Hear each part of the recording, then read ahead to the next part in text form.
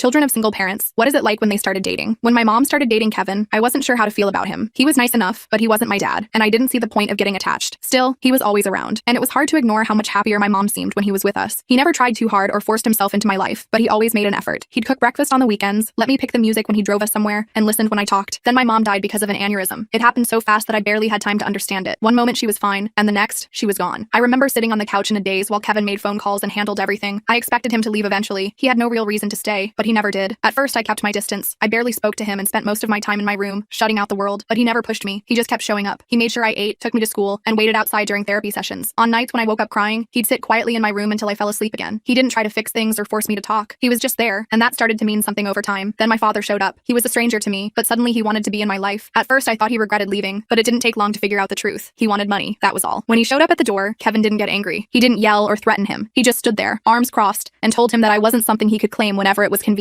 His voice was calm, but his words cut through the air like steel. She's not some check you get to cash. She's my kid. That was the moment everything changed for me. I had spent so long keeping a wall up, afraid to let anyone in, but Kevin had never given up on me. Later that night, I asked him if he would adopt me. His face softened, and for a second, I thought he might cry, but he just smiled and pulled me into a tight hug. I barely had time to get the words out before I called him Dad for the first time. I had lost so much, but in that moment, I knew I hadn't lost everything.